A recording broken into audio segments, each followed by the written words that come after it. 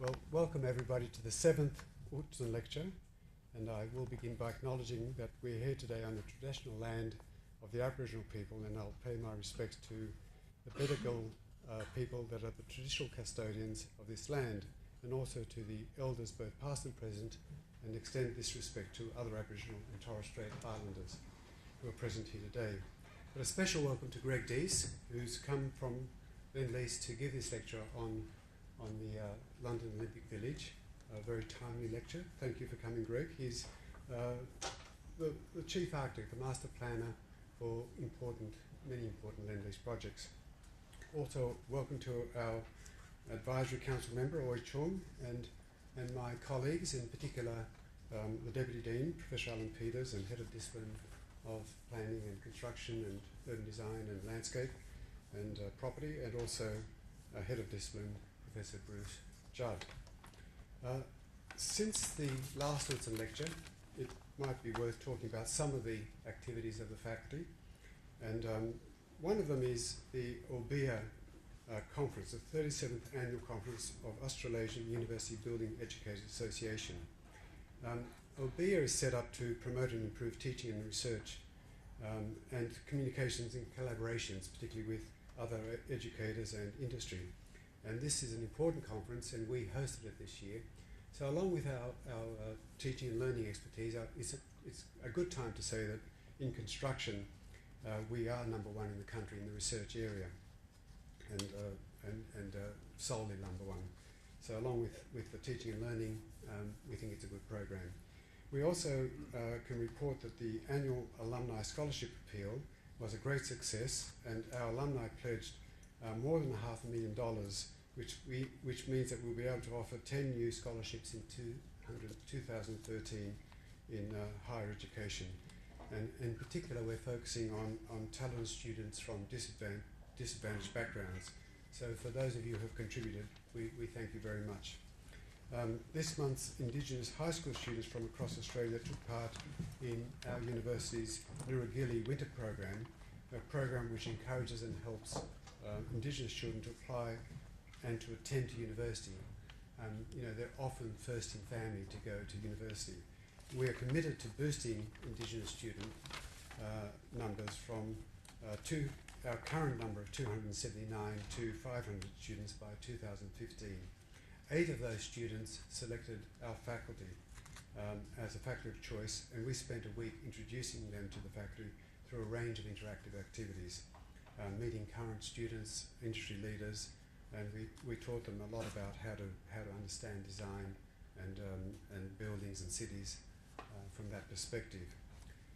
I'd like to also invite you to a function next Wednesday, August the 1st, where one of our adjunct professors, Patrick Troy, AO, with our City Futures Research Centre, will be launching his latest new book titled Accommodating Australians, Commonwealth Government Involvement in Housing. The book explores the way the Australian government took stock of the critical situation facing Australia's housing supply in the middle of a world war, and the launch will take place in the Tyree Room, Scientia building, at 6:30 to 8 o'clock in the evening. Now I encourage you to attend. That's the, what was the date? 1st of August. I'd also like to mention that at the recent Australian Institute of Architects New South Wales Chapter Awards, our community, our academic community, was extremely successul, where members of the community took out 12 of the 37 awards. That's not bad from our faculty. And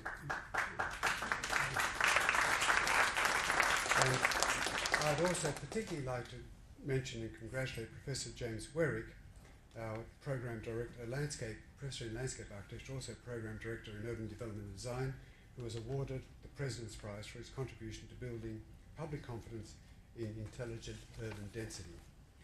And lastly, I'd like to acknowledge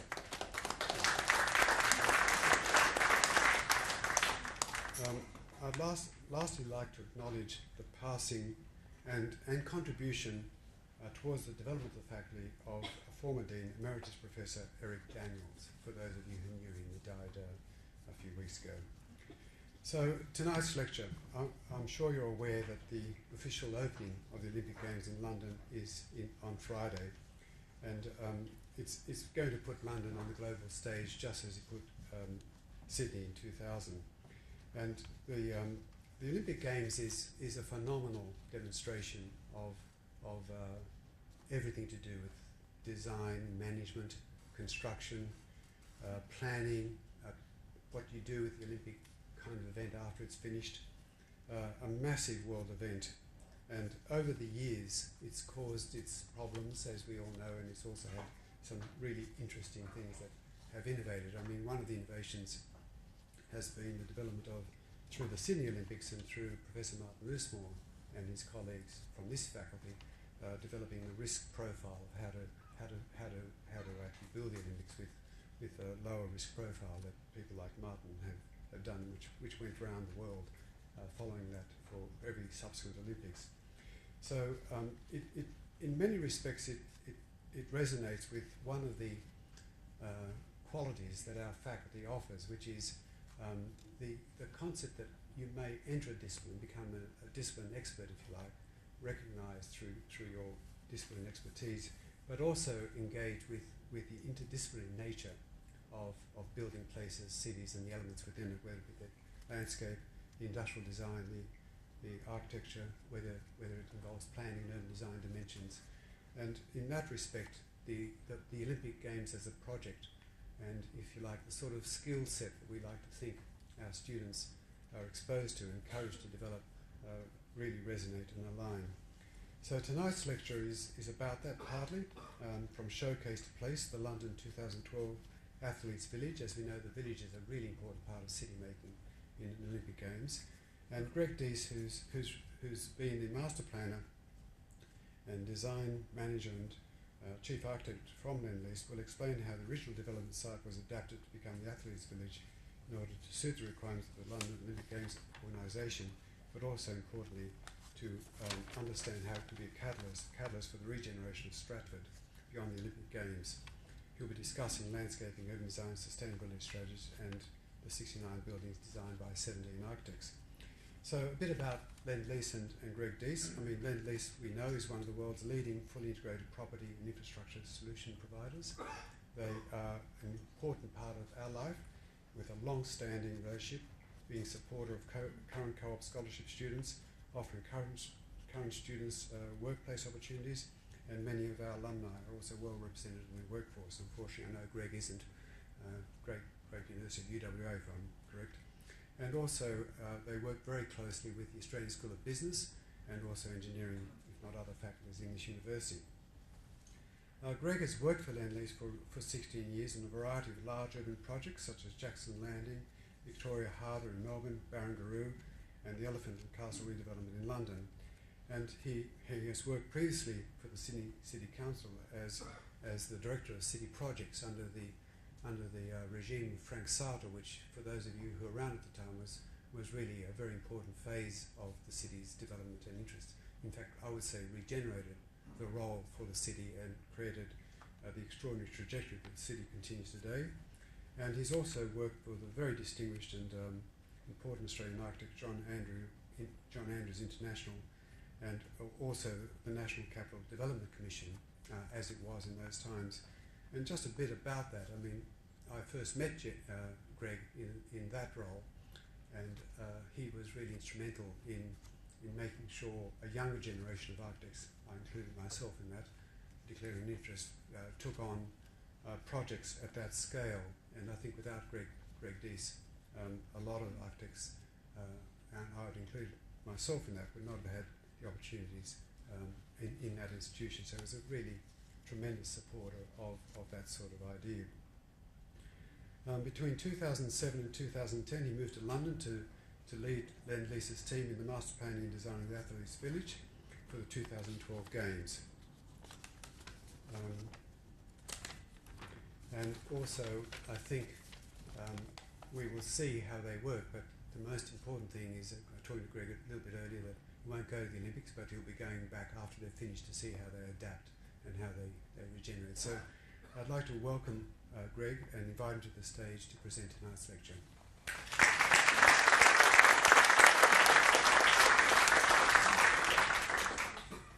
Thanks, Alec. Good evening, ladies and gentlemen. Like working on the Olympic Village, I'm going to go fast. I've got a fair amount of material, probably too much, but I hope it's all relevant to the story. And I'm not just going to talk about the Athletes Village because it's got a history prior to 2006 and it'll have a history hopefully beyond. So I want to talk about the continuum and the series of interventions that have been made by lots of different people and how everyone's contributed. I mean, one of the points to make about a project like the Athletes Village, I can't use the O word, is there are a lot of people have to be mobilised in all occupations and so on and work together as a team. And I'll always look back on my experience, my 3 years in London working on this project as a fantastic team effort. So I'll skip that one. Now just as a sort of a theme, this is an article written by a chap called Oliver Wainwright who wrote for The Observer, and he said that Painter Hudspeth, that's the top right building, followed suit, no doubt egged on by the design review panel. No, that's not true, they weren't. That was the first CGI that Simon Hudspeth presented, and everyone thought it was great, so there was no egging on. And then at the bottom it says, the Glen House sober white wing to the west. That's the bottom left image. But when Howells first brought it in, it looked like the bottom right, and it took 3 months of working with the architect to get it from right to left. So when you look at articles and so forth in magazines and so on, that I get frustrated that people are entitled to their opinions, of course, but the actual story hasn't been told yet, so I'm going to tell it tonight. So just to talk a bit about the context, it's important to understand the context because you may not be that familiar with Stratford. You can see there up in the top that's the Olympic Stadium. The Athletes Village is over here. This is Stratford, Newham, West Ham, Hackney. This is the East End, deep in the East End. It's incredibly close to London, but as those of you who've been to London, I'll bet none of you have been out that part of the world. Even so, Stratford is remarkably well connected by rail and to the main transport systems in London. The Central Line is red, the Jubilee Line is grey, the DLR to Canary Wharf and the London City Airport. There are train lines to the northeast, Cambridge, Norfolk, and now there's the Eurostar line which goes through Stratford International Station. In future, the Crossrail, which is going to come from the west all the way through London, Heathrow, right through, is going to go through Stratford. So comparison, Sydney versus Stratford, there's really no comparison. This place is incredibly well connected. Just a little bit about Stratford. This was a document prepared not long ago on the poverty profile of London, and Newham is there, and there, and there, and by every indicator, Newham is worse off. I don't know whether you can read it, but that's about people with long-standing illnesses. That's about the proportion of pensioners receiving the full pension. That's about the amount of money they're paid, and that's about births, I think births under 16. And of course, in Newham it's low, which tells you a lot about its ethnic makeup. So Newham is one of the most challenged areas in terms of socio-economic indicators in the whole of Western Europe, not just UK, Western Europe. Not Eastern Europe, but Western Europe. Now the site, for reference as we go along, this is the Eurostar line, which is called the Box. Now the village is to the north of that, the Westfield Shopping Centre's to the south, so they're basic orientation devices. Now the reason I've got this here now is to show you that the village sits on a 6 metre high platform that was put there when they excavated the tunnel for Eurostar. So already we were behind the 8 ball because we were 6 metres up in the air. than all the surroundings. So even if you put two buildings there, everything kind of looks remote and disengaged from the surroundings. Now, the history of Stratford really started in about 2003 when a consortium comprising a group called Chelsfield, another one called Stanhope, which is a lot of people may know as a major developer in the UK, and LCR, which is London Continental Railways, which is a quango that owns the land. Now they got together and they did this rather ambitious 30-year project, they thought at the time, which was all based around the Eurostar box. They envisaged development on both sides of it, up the Lee Valley, the Lee River. It's only about 2 yards wide, but it runs up through there. You can see here that this area here was largely intended to be residential, and one of the main features of it was this water access. Now, when we look at later drawings of the village, this water access, which is here and here, that's one of the major features of it. But as I said, that was when it was broached, it was going to be a 30-year project. Now, one of the key movers in that was a chap called Nigel Bugle, who worked for Chelsfield. Later, he became the chairman of Lend-Lease Europe, and he was the chairman of the Architecture Foundation. He's a key player in this whole thing. These are a couple of the projects he did with Chelsfield at Bayswater Basin. He's now the chairman of the Royal Shakespeare Company, by the way. So what he did, because he was good mates with all the architects, he went off, and when they put this submission in on the original bid, he went off and got Richard Rogers, Ian Ritchie, I think that's Patel Taylor, Norman Foster, McCormack, and they all did schemes for how Stratford might develop. So Nigel's intentions were always very high. He wanted this place to be a showcase in the East End. Now, another key player in all this is a woman called Vivian Ramsey. She was the head planner at Newham when Chelsfield lodged that bid. She then went on to become the head of planning decisions at the Olympic Delivery Authority. Now, Vivian has been at Newham for a very long time, and she didn't want to see the sorts of things that have happened at Canary Wharf happen at Stratford. So, for example, this is one of the really flash towers at Canary Wharf called Pan Peninsula. Without boring you in detail, all the apartments in that building, they range from about 25, 30 square metre studios to 60 square metre two-bedroom units. And so it's all built to the market of the people who work at Canary Wharf, stay there during the week and go home on weekends. Now, Viv was absolutely determined that Stratford wouldn't be like that, given that Stratford, by the Docklands Railway, is only about 6 or 7 minutes away from Canary Wharf. So she had an agenda which coincided with Nigel, because Nigel also didn't want necessarily to repeat Canary Wharf. Viv also appointed a design review panel back in 2003 to oversee development. And the chairman was Frank Duffy, some of you may know, Ed Jones from Dixon Jones, Roger Zagolovich just over here, and a chap called Peter Stewart. So that was a pretty high-powered DRP that have been right through the history of this old project. So they not only oversaw the Athletes Village, but also the Westfield Shopping Centre, which we'll come to later. Now, what Viv Ramsey did, and I can, it was pretty much her doing, with Bugle's support, was to divide their development proposal up into a number of zones. And they put fairly stringent controls on them.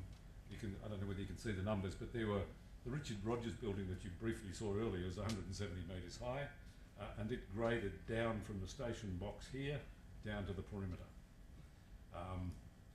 And the other thing she did was to create, under the section 106, which is attached to the consent, what she called a site-wide housing strategy. Now, when we look at that, it's divided into categories: market, social rented, intermediate, and shared equity. So there were the three main categories.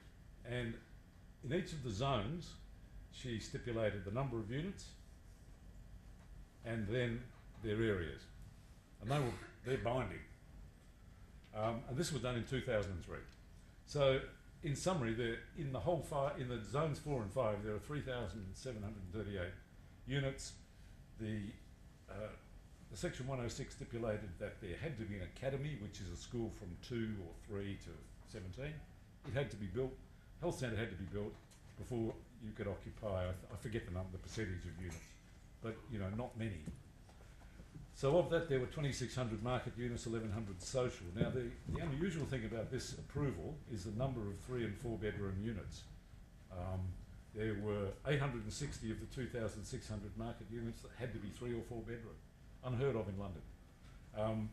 All the social and all the private 4 bedroom units had to have ground floor access. So she was intent on making sure that through the approval, there was going to be a mixed population there. It wasn't going to be all social. It wasn't going to be Canary Wharf residential. It was a genuine piece of social engineering. Now let's just talk about social housing in the UK. A very vexed question. Now that is Dennis Lasdon's famous Bethnal Green building, which was designed in the late 50s, I think. One of my favourite London buildings, actually. But it was all social, and it was closed down in about 1990 because there were just too many problems. It's far from typical. This is more the typical social housing block in London. And back in the 70s, what they tended to do, and I went off and saw all these as a youngster when I went over in 1975, they did these monumental buildings. The Biker Wall, which every young architect should know. This is Darbourne and Dark, and this is Tentermead. And they filled them all up with social housing and said, great, fantastic, job done. Massive failure. So the idea now is that you have mixed developments, and you do that through the consents. Now this is a very interesting example. This is a development called the Haygate Estate in Elephant and Castle, which is in Zone 1 of the metro of the tube system, and it was designed in 1972. We have just lodged an application for a new development on this site. In other words, we've got a joint venture with Southwark Council. All this is being pulled down, and we're rebuilding it 40 years later. You can see here, these are these blocks. Of course, the older members of the audience will remember Colin Buchanan. Get the people in the air and the cars on the road. And then Corbusier's Street in the Sky has become that. You might notice here that all that grey, they're steel plates that have been welded on all the doors and windows so that squatters stay out. This has been empty for years. So there's a great deal of concern about how you do social housing properly. I think it's agreed now that that's not the way. Now, so what happened after Margaret Thatcher, because Thatcher closed down social housing altogether, was that social housing has now been introduced into every big development. So this is Imperial Wharf down on the river. That's where all the market stuff is at the front, and that's all the social stuff at the back. You can tell even with the quality of the image that that's a lot better than that. Similarly, at Grosvenor Bridge, the social housing is in separate buildings stuck at the back. And again here, this is the good stuff. This is Chelsea Bridge facing the park, and the social housing is at the back. And this famous Rogers scheme for Chelsea Barracks, here's all the good stuff, and the social was in a separate block. Now, Viv Ramsey said she wasn't going to have that. She wanted what's called tenure blind. Now, tenure blind means that when you walk around it, you can't tell the social from the upmarket and so on. The reason I'm explaining all this is because all this had a major impact on the design of the village. So when you look at market housing in the UK, that is a plan of a 2-bedroom unit. 95% of 2-bedroom units built in the UK look like that. It could be 97, but it's certainly not 92. So you come in, there's toilets and bathrooms, 2 bedrooms and a living room with a kitchen at the back. 1 bed, same sort of principle. And that is that's a big one, that's 97 square metres. Usually they're about 70 square metres.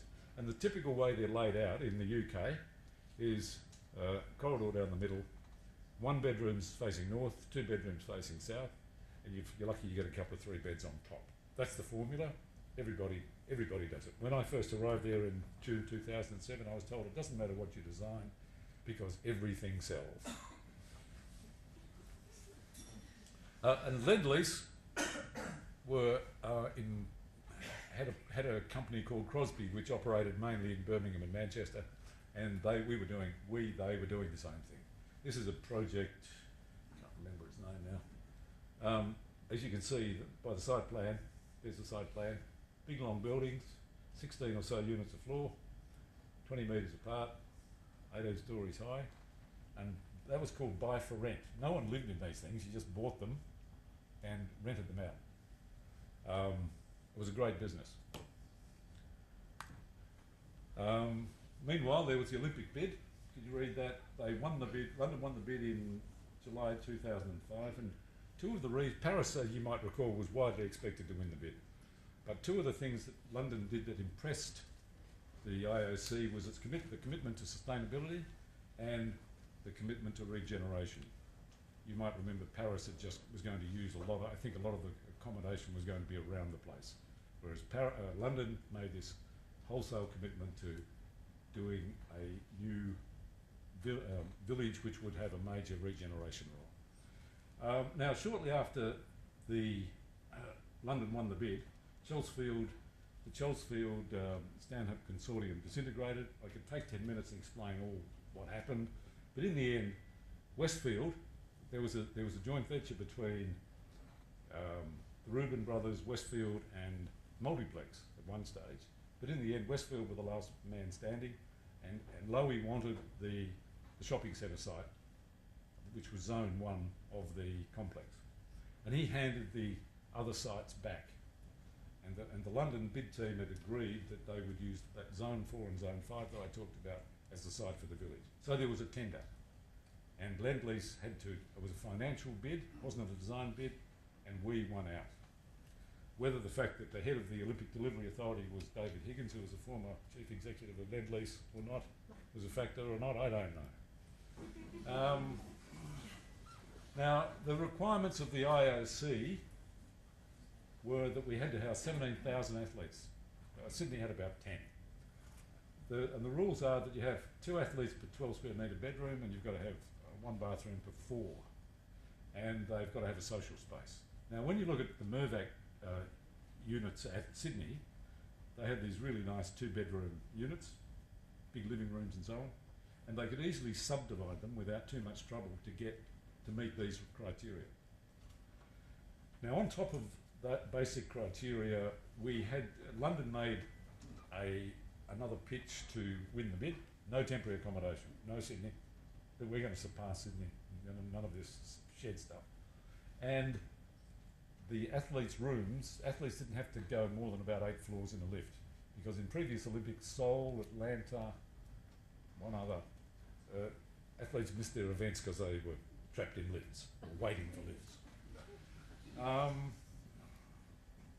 Okay, so moving along now, when Seb Coe and all these people started thinking about the bid, they were looking at 3 sites in the West End, and Livingston said he wouldn't support that,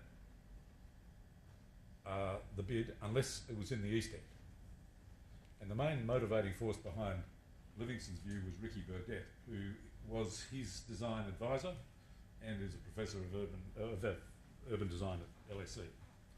And Burdett is an American-Italian, not part of the establishment, and he it's funny, these people, I mean, he had an agenda sort of not unlike Ramsey. Burdett spends most of his time in cities like Sao Paulo, Calcutta, etc., trying to devise strategies to improve the lot of people.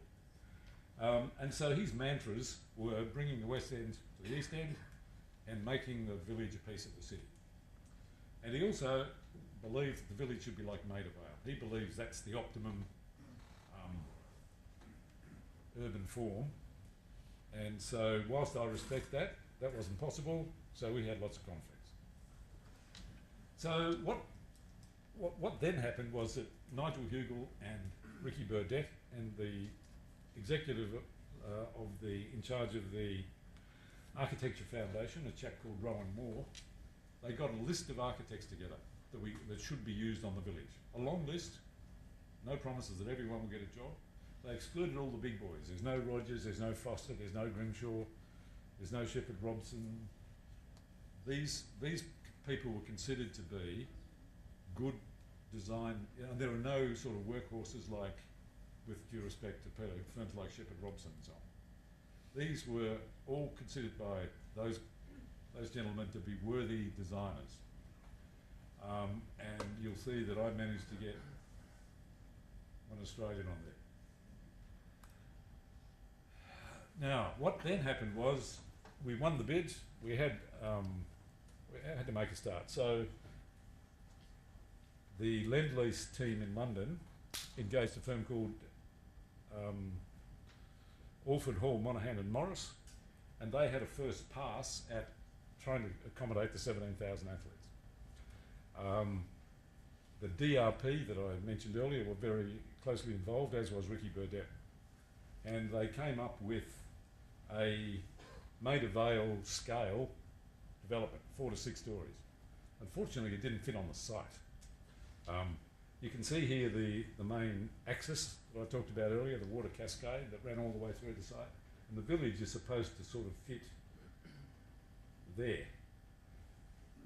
But the scale that they wanted at the time meant that they had to take all this area here. And the organising committee said, no, you can't do that because that's where we want to put other facilities. And you'll see later, there's the velodrome, Michael Hopkins velodrome, but they they wanted to put basketball, excuse me, and BMX and all sorts of other things there during the games. So unfortunately, we had to go back. They had to go back to the drawing boards. And I'm just going to skip over that. That's for another time. So now this is the point where I got involved, and we thought, okay, we've got to go back to the drawing boards. Let's try and understand the issues. Now, I was going to leave this section out, but you can't really understand what happened until you can at least get an inkling of the regime, what can I call it, the approval regime in the UK. It's quite different to here. And the important thing to remember is that even though it was the Olympics, the authorities decided that there was going to be no special circumstances because of the athletes' games. Because after all, if this is to be a showplace, then surely you should demonstrate best practice. Just because you've got to go fast doesn't mean you're going to get an exemption. Okay, so one of the British government rules is a thing called Code for Sustainable Homes. There are 6 levels. 6 is a zero carbon house, and the village was to be the first 4-star CFS development, biggest in the UK. Never been done before. And you get points like Green Star and things here, but this is much more onerous than anything we've seen in this country. So just look at it. There are 9 categories. I've just taken a couple of examples here from category 7. If you do achieve these criteria for daylighting, you get more points. If you satisfy lifetime homes, you get more points, and so on. Now, what does that mean? So when you look at lifetime homes, lifetime homes is a concept where you can stay in one unit from cradle to grave. If you've got a wheelchair, or if you need to, if you're not ambulant and you've got to get from your bathroom, from bed to the bathroom, it's all to standards that are above what we would expect in a house. You can't have any entrance stairs. You've got to, if it's a multi-level dwelling, you've got to have a room on the ground floor that's capable of being a bedroom. It's got to have a bathroom, etc., etc., etc.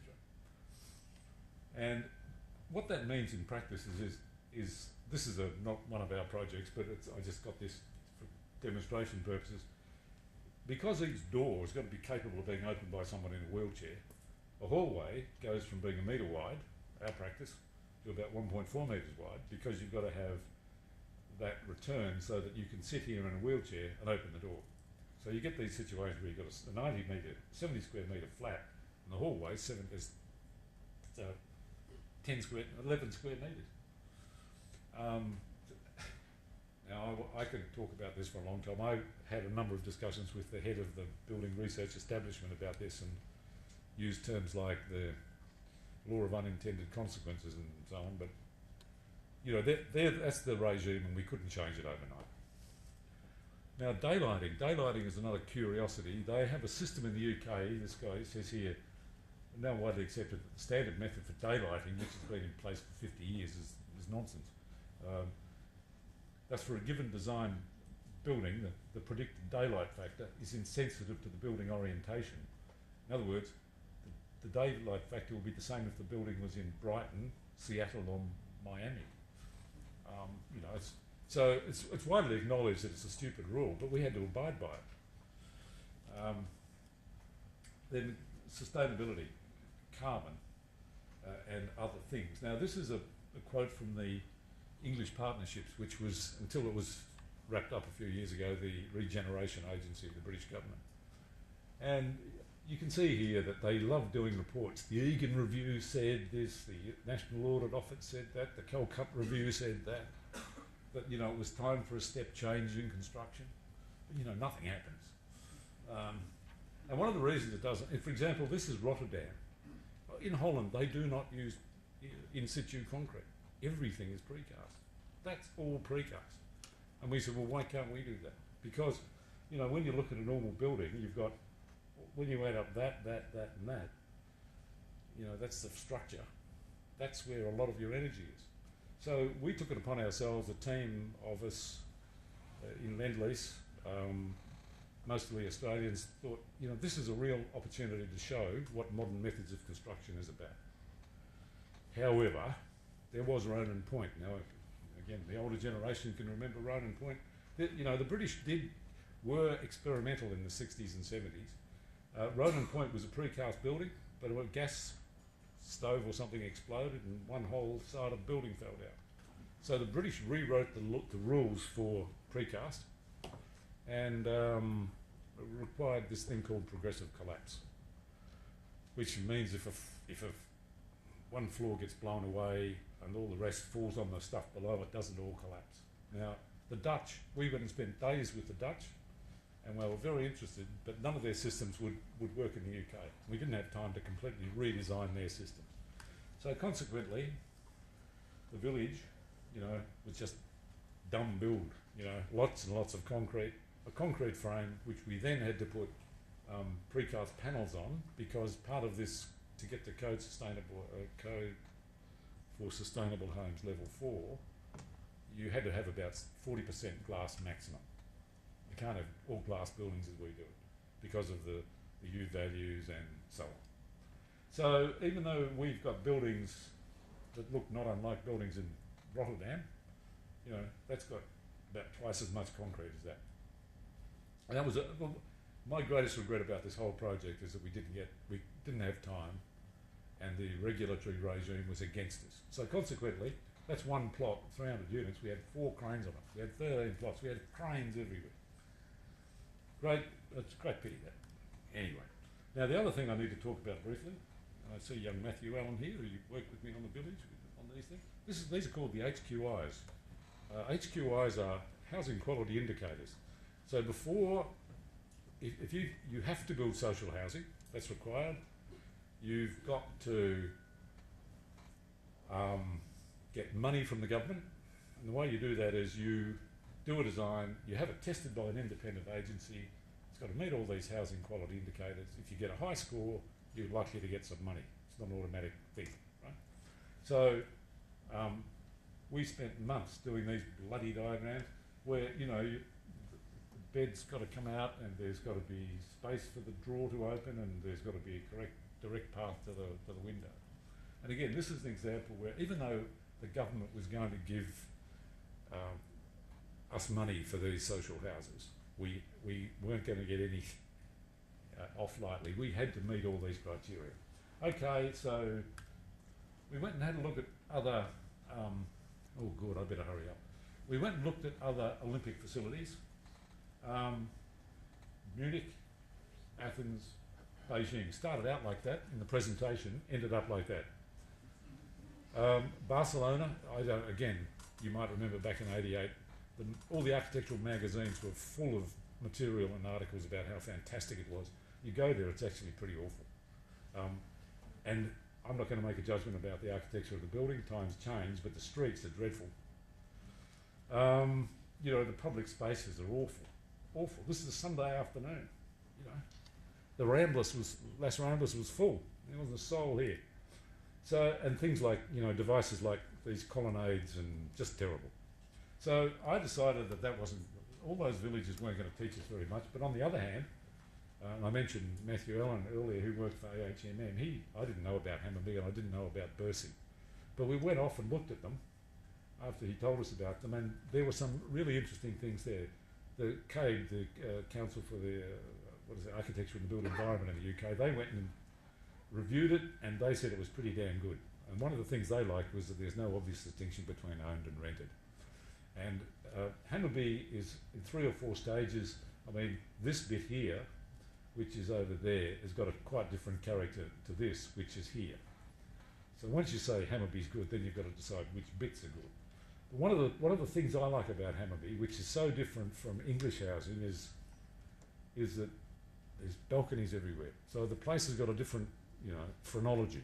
You look at it, and all the balconies have got deck chairs and sun, you know, umbrellas and all sorts of things. It looks alive. It looks as though people like living there, which you can't really say about much of the other housing in Europe, particularly England.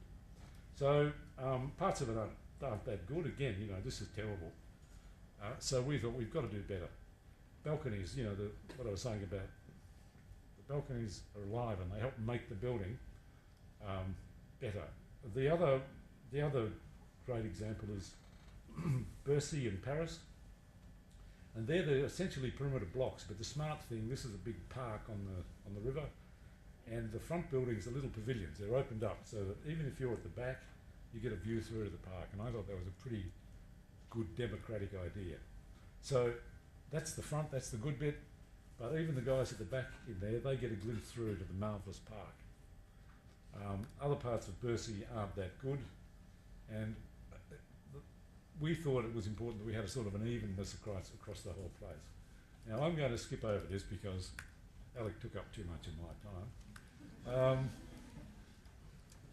What that was about was the principles that we all agreed internally in Lend-Lease, the things we were trying to achieve. And so after that, there was a whole lot of experimentation where we worked with Alfred Hall, Monaghan and Morris. And what we were trying to do was to figure out a way to make the standard 2-bed London unit better. So if you look at this, you know, there it is, the arrangement you saw earlier. The double bedroom was 12 square metres, good, 2 athletes. Second bedroom, 9 square metres, 1 athlete.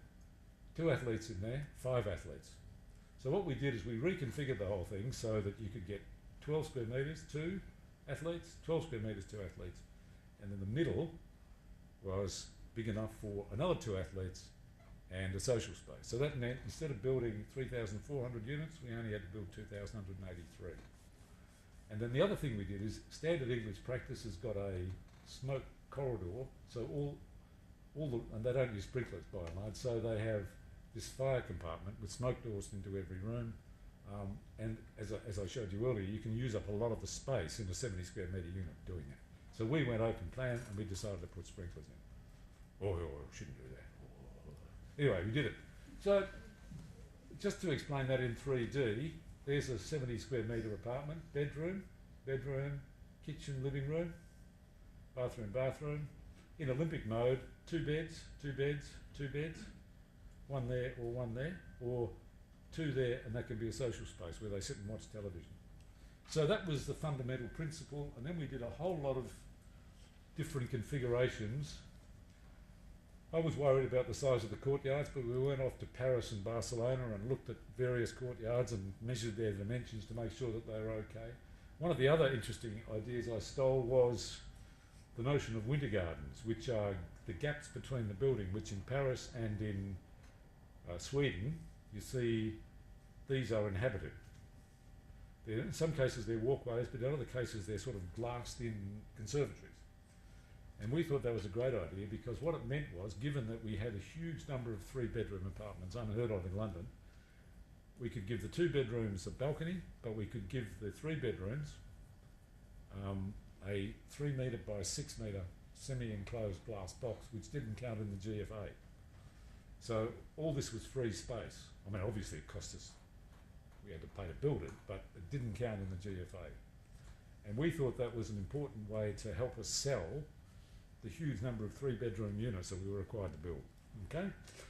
I also wanted to, and then the other thing we did was we put all the 4-bedroom townhouses that I told you about before underneath the so we put the cars above ground, the 4-bedroom townhouses on the street, and we gave them a typical English front fence and a front door.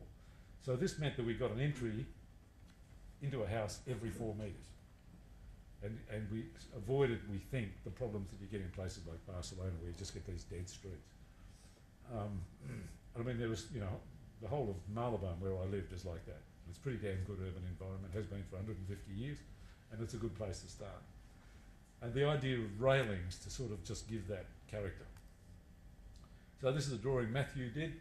What we were looking at here was, instead of having all the buildings of uniform height, perhaps having a couple of towers, so we'll say 12, 14 stories high, which is the idea we've used at the Elephant and Castle estate, but we couldn't do that. So in the end, what we did was we had to have sort of 9, 10 stories everywhere. And I did this drawing to lay out all the 2,700 units that were in that chart you saw earlier, because we had to know where everything was before we could start designing.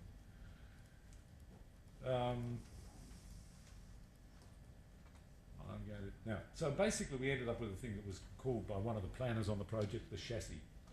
And this became the model for all the architects. They didn't like it, but we didn't think there was much point in having everyone reinventing the wheel. The wheel was, for all the reasons that I explained before, there wasn't much room. So you've got townhouses around the bottom, a car park, big courtyard in the middle, and then a number of blocks with winter gardens between them. And so you get entries up into the courtyard, one block different from another block, the winter gardens, and everyone had to work with that. Now that's not to say that they're standard, but that's the idea. The scale of that block, given we've got a much smaller site, was bigger than Ricky Burdett's Maida Vale, but you know, that's a Fedar grid in Barcelona. I think that's a reasonable urban scale.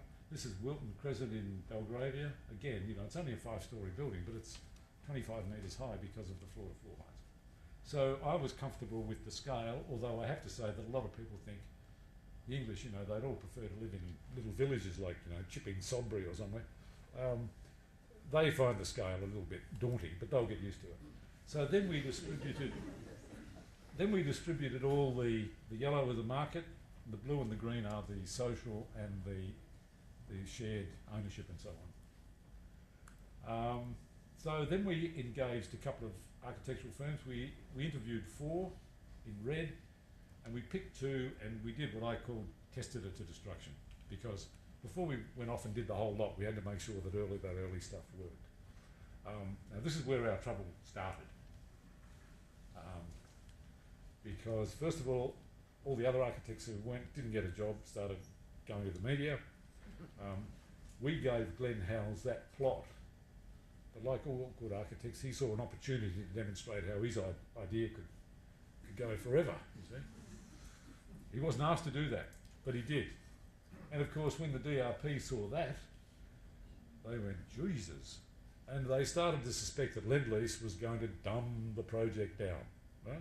In other words, we weren't going to use all the architects, we weren't going to have diversity, we were just going to crank this thing out, right?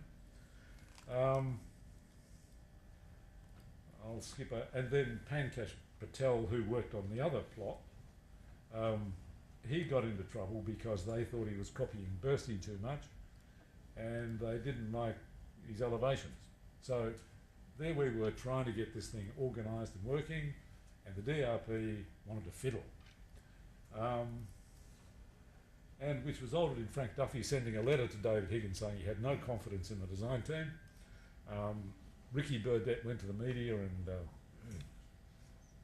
a bit of self-promotion here. What happened was I agreed with the chap from the ODA, Paul Hartman, to set up an Athletes Village design board. So instead of the DRP meeting once a month, we would meet fortnightly, and we would meet Ricky Burdett every week. And the idea was that we would all work together instead of us doing a whole lot of work, going off and presenting it and being shot down. And that seemed to get there. So embrace your enemies. So then what we did is we engaged all the other architects in Mauve there. We offered projects to these other guys, but they were too busy. And so then we had a whole lot of pin-up sessions with the DRP, where Glenn Howells, for example, would talk about his work, all the planners, everyone was there. And these sessions would go for 3 or 4 hours, and they were very useful to kind of build a confidence and consensus. We then went off and got Vogt, the Swiss landscape architects who do all the work for Zumthor and Herzog de Mura, and they're very good. And they came up with, I think, a fantastic concept for the landscaping, which also, and they've got a fabulous way of working where they use this sort of plasticine sand stuff, and they build these huge models, and they don't do any drawings, and they just play with these models and photograph them. I'd recommend it. And then part of that is a major sustainability water strategy, which involves taking all the water off the roofs and so on, and then treating it in the series of ponds down here, and then using it on all the gardens and the public spaces. So quickly, I'm going okay, I think. I've just got a whole lot of photographs that were taken on an iPhone, so they're not great quality. There are no photographs of interiors for obvious reasons. But this is the main axis, which shows the basic idea of the chassis, but the different articulation of the buildings. This was a Barry Marshall design, which the DRP did not like at all. Marshall was one of the few architects who, in the early days when we were talking about doing the whole thing out of precast, took that idea seriously and tried us thinking about how you would do structural precast panels. But they didn't like it. So then there was a credit crunch. Lend-Lease essentially couldn't raise the money to continue the project. And so then it was taken over by the British government, and we became the project manager. So the power balance shifted, and we were asked by the ODA to redesign. Barry Marshall was asked to redesign his building. So that sort of thing went on a fair amount after the change of ownership, if you like. But I don't think the product suffered that much. So this is a plot done by Lifschutz Davidson. Alex Lifschutz was the architect who worked for Foster and built the Shanghai Bank. So he had this very kind of modernist, crisp, pure approach, which a lot of people didn't like because it didn't have the kind of the elaboration and detail. He proposed making the courtyard red. Everyone went along with it, but when the panels came from Spain, I think everyone was a bit disappointed. The colours were just awful. Now then, 2 plots were done by Patel Taylor in association with BVM. Lawrence Neal, Shane Thompson, James Gross all went across there for various periods to work on this. And I think we got a couple of good buildings out of it. The courtyards, pretty good. In the foreground you can see the Vogt landscaping and the 9-storey scale of the buildings. You can see the winter gardens, which actually work. You can actually see through the winter gardens here. This is a view of the side street. The balconies, I'm very happy with the way, obviously when they're populated they'll be different, but once you get furniture and people, I think it's going to give it quite a good lively feel to the whole place. Our front doors and front gardens aren't as obviously elaborate as George in London, but they give a defensible space on the street. It means that the downstairs bedroom, which is required under lifetime homes that I talked about before, that's got a bit of a semi-private zone in front of it. Along the northern side of the main axis, we've got retail, but there's not much point in doing retail when Westfields have got a shopping centre just 200 yards away. So there you can see that clearly the way that we hope the the winter gardens will work. These are the units at the back end of the courtyard, and hopefully they can see through. Just breaks down the scale of those big blocks. So this is an unusual building. This was done by Deborah Saunt. I don't know whether any of you watched the SBS last night, and she was talking about this. It was kind of the building that mopped up all the units that we couldn't fit into the standard chassis, and it's got a big atrium up through the middle, and it's a bit experimental. I don't think there's a type like that anywhere, so we're hoping it'll work. Eric Parry, yeah, apart from Barry Marshall's drawings, Eric Parry was the only architect on the whole project who drew it in pencil, so I was attracted to that. He is a great fan of Corbusier, so he had this idea. He wanted to do ceramic panels on all the balconies, which everyone hated, but no one would say no to. And in the media, they're referred to as the Bazaar panels. But, you know, so I think they're quite fun, actually. You know, you can see where the designs sort of inspired by Corb's paintings. And Eric actually painted them all himself. I love that. I love that. This is another plot by, again, LSD with Hayworth Tompkins. I guess by the time we got to these projects, we were loosening up a bit. Early on, everyone was a bit uptight about making sure we didn't have an architectural zoo. Then we got criticism that it was all a bit bland. So towards the end, things like, you know, dark engineering bricks got introduced into the base, or stained timber. And I find it's quite interesting. People go there and they say, it's a bit bland because there's so much beige, but God, how did you let that happen? And how did you let that happen? So, what do you do? Again, this is a combination of different blocks by different architects, LSD, Neil McLaughlin, DRMM, and the idea again of the Winter Garden. Now, one of these blocks is by Neil McLaughlin. He had the idea that he would go to the British Museum and get a cast of the Parthenon frieze, the Panathenaic procession, and blow them up and put them all over the building. And it's one of those things, when he walked into the DRP to explain that, everyone sort of went, ooh. Anyway, it happened, and it was great, because when they went off to show Boris Johnson, who was the newly elected mayor, Johnson took up the whole meeting by describing the guys, telling the guys from the ODA what each of these panels represented. So he was in. Again, this is Glen House, M15, the courtyard. Again, you get a good appreciation of the scale. I think they're going to be pretty good. Only the residents will be able to get into them. They're not accessible from the street. This is CF Moller from Denmark. They wanted to do a brick building, so it's a beautifully detailed building.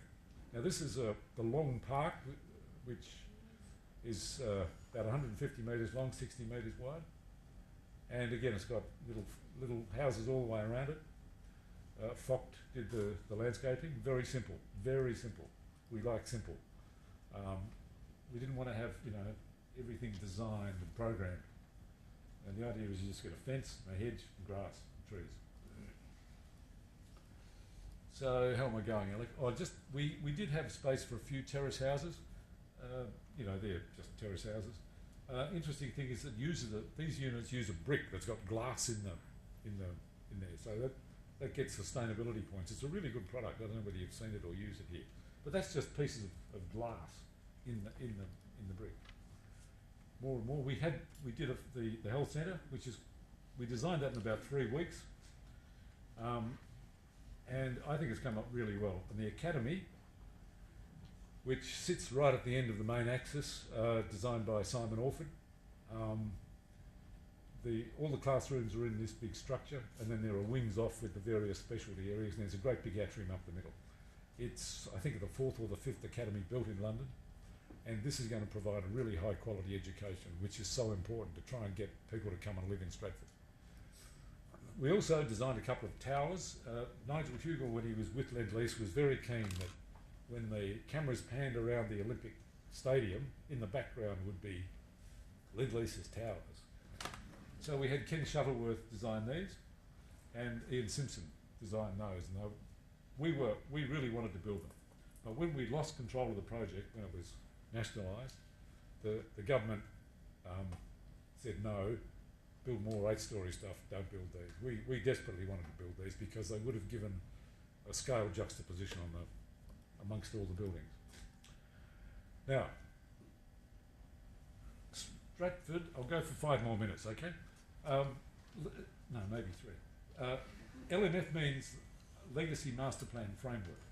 Now what that is a strategy, again a government strategy, for what happens beyond the games. So there's the Athletes Village there. Here's the stadium. There's the shopping centre. These yellow areas will be redeveloped with housing in future years. And so hopefully everything will sort of tie back in to the nearby development. Ricky Burdett's best friend, Andy Orman from Philadelphia, is running the project. And guess what scale these units are? Scale of Maida Vale. But we'll see. So there's the village. And its relationship to the sporting facilities. I'll show you a bit more about that in a minute. Oh, just to say,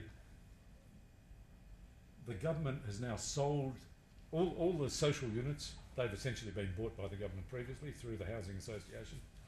The market units have been sold to Qatari Investment Fund for 557 million. And they intend to largely rent them. I'll just go to this. Obviously, at the moment in London, no one's got any money to buy anyway. But as this Rowan Moore from the Architecture Foundation points out, much of London was, including Maida Vale, he too was keen on Maida Vale, was built on the basis of large landowners putting up developments to rent. And it would be no bad thing if the village sets a precedent for moving away from the fixation for home ownership. And as he says here, it means that Qatari has an incentive to maintain the open spaces and the village, otherwise people won't want to live there.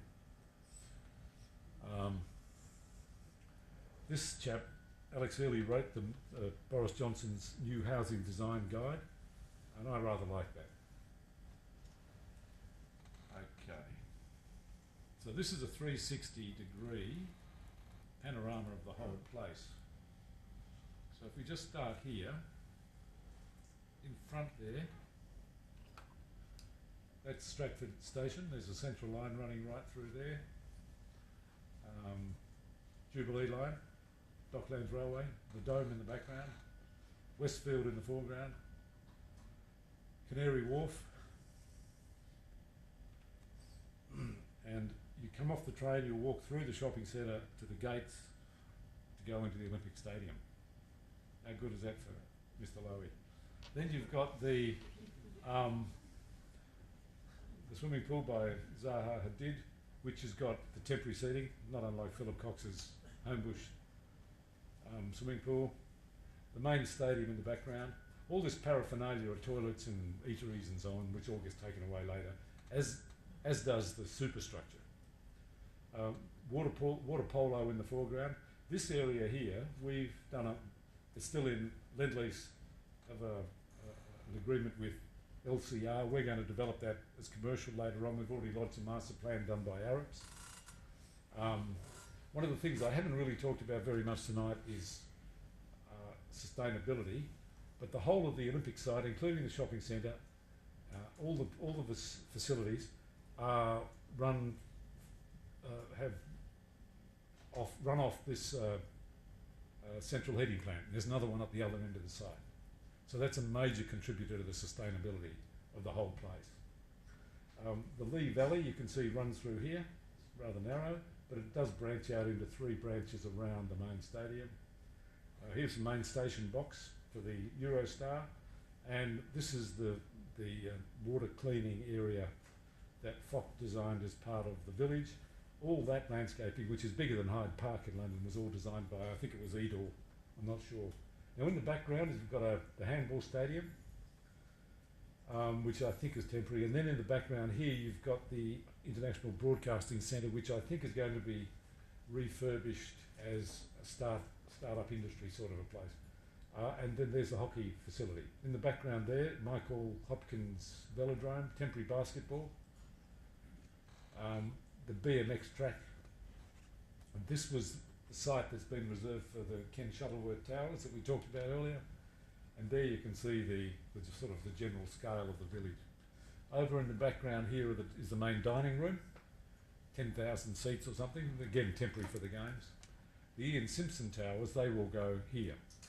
So you'll get two 30-storey towers there and two 30-storey towers, so it'll put everything into context. There is still a standing consent, which is part of the Qatari deal, to put up to 50 stories in places like this. The academy that I talked about is here at the head of the main axis, and the health centre's over there. These sites here are a part of the agreement we've got with LCR, and they will be office buildings and hotels in the future. And of course, these areas over here, they are potential redevelopment areas too. So hopefully the whole thing can be knitted together, even though there are railway lines and so forth running almost everywhere. Okay, thank you.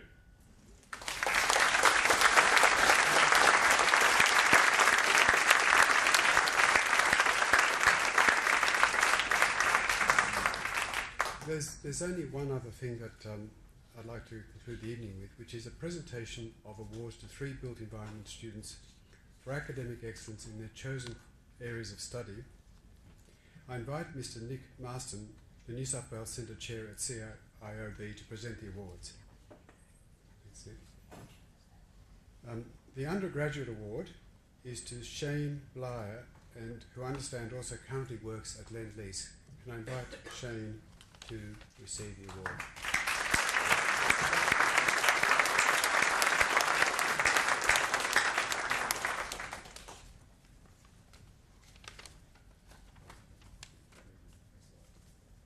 The postgraduate award is to Lauren Player.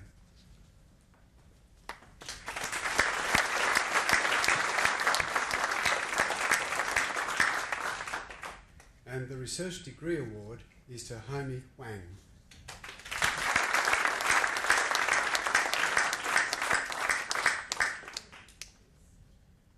I'd like to thank CIOB, and please join me to extend our congratulations again to the students for their